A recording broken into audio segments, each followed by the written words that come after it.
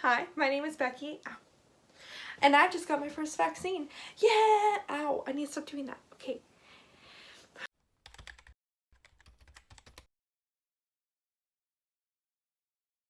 Hey y'all, it's Becky here from the Beckysphere, and welcome back to my channel. If you're new here, hi, my name is Becky, and every Tuesday and Thursday we talk about the climate here. The problems, yes, but the solutions, yes. So if that sounds like something you would be interested in, go ahead and click that subscribe button below, hit the like, comment, share, all that good stuff. And today we are going to talk about water crisis and the connection between the water crisis and climate change. Let's get right into it. Water crisis, also known as water scarcity, is a lack of freshwater resources to meet standard water demand, such as drinking water and sanitation. If you look up news that has just to do with the water crisis, it becomes quickly clear that it's a global issue. Places from Jordan to Crimea to Jackson, Mississippi are experiencing this issue. Access to clean drinking water has been an issue for humans since the beginning of time because, people will die without it. There are many factors that go into talking about the water crisis, some that are being made worse by climate change and some that are also exacerbating climate change. Let's go into them. So the first one is infrastructure. One of the main topics in Biden's job plan is improving infrastructure specifically surrounding clean water access, such as updating pipes to exclude harmful chemicals like lead. Globally, 1 in 9 people don't have access to fresh drinking water, and 1 in 3 people don't have access to a toilet. Speaking of toilets, they are a good example of poorly using drinking water. It takes 3 gallons of water to flush a toilet. I mean, we purify the water to drinking level and then we literally flush it down our toilets. There are many household examples like this where we really could be using water more efficiently. Pro tip, if you have a dishwasher, use it. It actually is more water efficient than hand washing things. We also need to use water in the industrial sector better as a whole. Wealthy countries like the US use 59% of their freshwater supply for industrial purposes. Louisiana, Indiana, and Texas use the largest percent of their freshwater supply on industrial use, primarily chemical and paper production. Meanwhile, low-income countries only use 8% of their freshwater supply for industrial purposes. Water use and abuse. Humans are not really good at managing their water because we tend to do dumb things like planting alfalfa in the desert. This is partially because we haven't figured out how to put a price on water. After all, water is used for literally everything. So if we were to put a price on it, it would just jack up prices for almost every product. And this would naturally hurt the poor the most. Some economists have thought to either just raise the rate of non-essential water consumption, like industrial purposes, or make the price charge dependent on household income.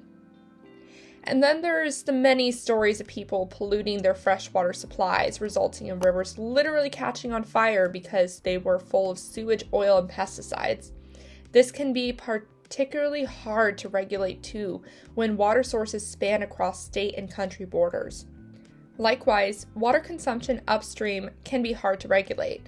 Take, for example, the Colorado River, which supplies water to not only Colorado, but also Las Vegas, LA, agricultural fields, and Mexicali. By the time it gets down south, there's barely a drop left for the town. And water shortages can lead to social unrest in an area. Water is a main reason, environmental reason, why people might migrate. It also creates more unrest in an area, so people might then migrate due to the unrest or violence that's then being caused by the water shortage. So this is a whole other video topic, as I say multiple times in my videos, take a shot. But yeah, this is definitely another video that I want to do. It's human migration and climate change. Climate refugees, as it were. Now let's go back up a sec and talk about agriculture. Yeah, We're not very efficient at water use when it comes to food production. Currently, agriculture irrigation uses up about 65% of our fresh water supply globally. I'm going to do a whole other video on sustainable agriculture, low-key probably a series, so I'll go more in depth with ways to make water use more efficient in that sector at a later time. But agriculture also is a double whammy. On top of using the majority of the natural water supply, the water can then take pesticides, herbicides, animals, antibiotics, spiced feces, and fertilizers back into the water supply or even the ocean. This is called eutrophication, and I highly recommend a video that Shel Beasley did on this earlier. Human population. Now, more water must go into agriculture to satiate a growing human population, in addition to more people just needing more water to drink and bathe in. We need to recognize that many ecological problems we have caused have been because humans have been carrying on as business as usual while they're growing and developing. So obviously we use up more resources when there's more people, and it doesn't make sense to just act like we're not. Again, this is a whole other video, honestly, because I do want to talk about the whole human population dilemma. It's a hot button issue. But I had to add this in because it's definitely a clear cause of water scarcity. Now we're getting into more of the things that climate change does that then exacerbates water shortage situations. Many water sources start from snowmelt up in the mountains, and global warming means that precipitation falls as water, not snow, more often. And once snow does fall onto the ground, it's less likely to stay frozen. So reservoirs, as a result, dry up much earlier in the year than they used to, leaving people and areas in a drought. Drought is also caused by an increased evaporation due to hotter temperatures in general. It dries out soil. Plants also give out their moisture at a greater rate when it's hotter, so it's a positive feedback loop. Not to mention that, but water vapor is also greenhouse gas, so that also furthers the heating up of the atmosphere. We are seeing ecosystems around the world drying out. Remember how many cities rely on the Colorado River and its freshwater supply? Well, earlier this month, the Colorado Sun announced the state was preparing to issue its first water shortage declaration after the U.S. Bureau of Reclamation released a depressing set of 24-month projections for the Colorado River. This could lead other states that somewhat rely on the Colorado River, such as Arizona, California, Nevada, New Mexico, Utah, and Wyoming, to also have to declare a water crisis. In 2019, Arizona, Nevada, and Mexico voluntarily signed a contingency plan to decrease their water use if the Colorado River needed breathing room. This is also important because less water produces hydropower, which is the main source of energy for towns surrounding the Hoover Dam, which sits on the border between Arizona and Nevada. So not only would this be hurting their water supply, but it would also potentially be hurting their energy supply. Experts are hoping that conservation and seeking other water resources will allow states to have to avoid formally declaring a water crisis, but I'll keep you posted. And then there's sea level rise. Yes, this might be not as obvious of a water shortage cause as drought, but remember, a water crisis means that anything that threatens drinkable water can cause it. So coastal cities experiencing sea level rise are starting to see seawater inundating freshwater supply. States experiencing this issue include Delaware, Florida, Georgia, South Carolina, New Jersey, Pennsylvania, Virginia, and New York. So basically the whole Atlantic coast, which is seeing one of the fastest rates of sea level rise in the world. There's many other places around the world that are also facing this issue, such as Mumbai, Shanghai, Vietnam, and Bangladesh. So those are the many factors at play when we're talking about water crisis and what causes it. But what are some solutions to the problems that I mentioned? So one of the ways to preserve vegetation, as I had mentioned before, plants release more water vapor when it's warmer, and also they are a very important part of the water cycle in general. taking up water and releasing it.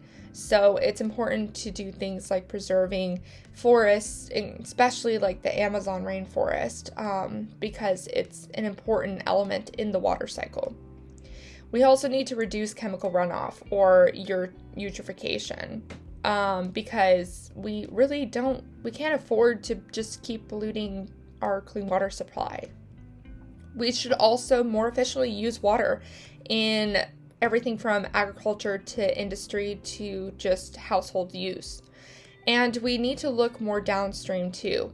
We can't just be focusing on what's going on if we are in an upstream city, because we need to recognize that there are other locations that are relying on the same water supply further downstream. So if you add pollutants to the waterway or you just overuse it, then you're hurting people downstream.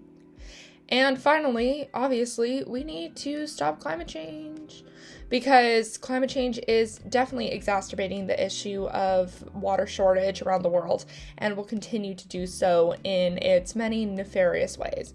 So we need to stop climate change, and we also need to adapt to things such as rising sea levels that could hurt our freshwater systems. There are a couple methods that people are trying to do to deter saltwater and freshwater mixing, such as just adding sand in between to try to decrease that likelihood of happening, but it's only semi-effective. This might be another example where some places kind of just need to move away from the water.